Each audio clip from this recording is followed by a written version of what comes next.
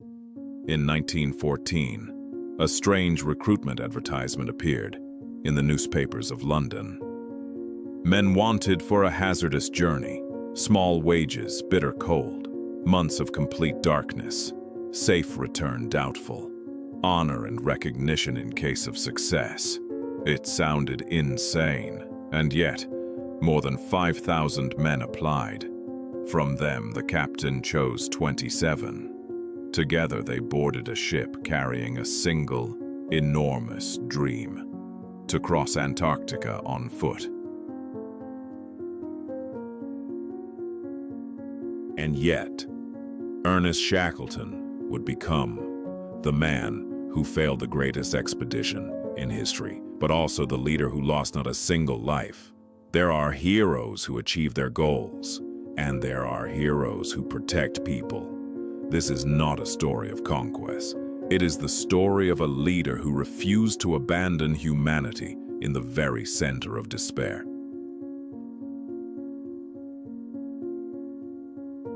At the dawn of the 20th century, humanity was pushing toward the last unknown land on Earth. Shackleton's goal was simple: to traverse the Antarctic continent by human feet. In 1914, he led 27 men aboard a ship called Endurance. The name meant patience. Soon, that name would be tested. Not long after their voyage began, an unprecedented cold swept in. Massive walls of ice closed around the ship. Endurance became trapped in a frozen sea.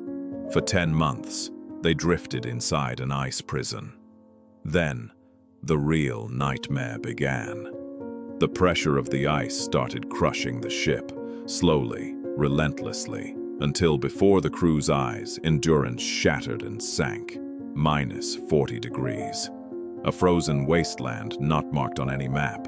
No radio, no rescue, limited food. 28 men were perfectly isolated from the world. It seemed their only future was death. The goal was gone. The plan was destroyed. All that remained was ice, cold, hunger, and despair. As the crew collapsed in tears, there was one man who did not. Watching the ship sink, Shackleton said calmly, "The ship and supplies are gone, so now we go home." In that moment, he changed the purpose of his life.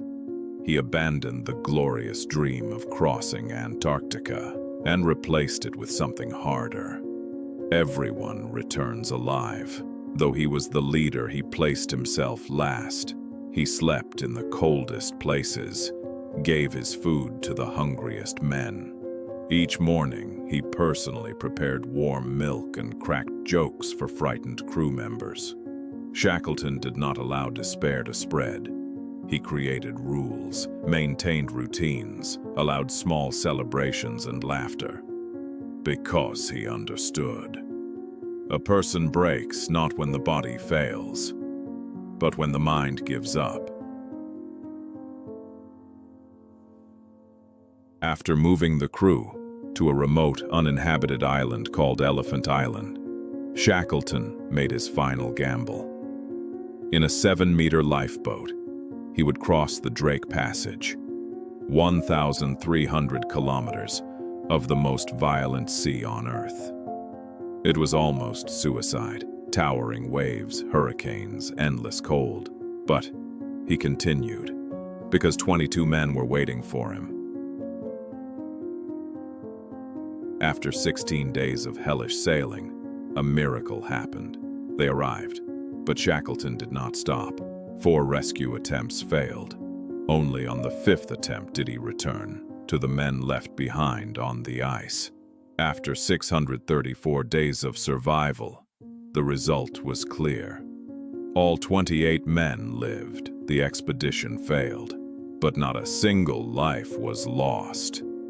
Later, one crew member reflected, "If you want scientific discovery, hire Scott.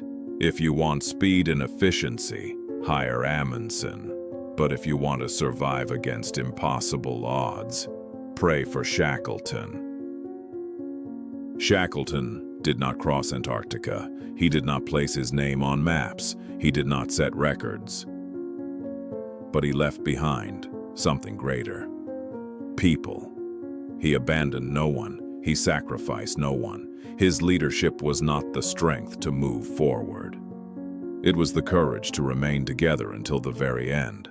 Shackleton once said, "In difficult situations, it is not ability, but how you treat people that defines a leader." His story asks us, when your plans collapse, when your goals disappear, what will you protect? Perhaps true success is not reaching the summit, but making sure no one is left alone in the storm. He failed, but he lost no one. Ernest Shackleton.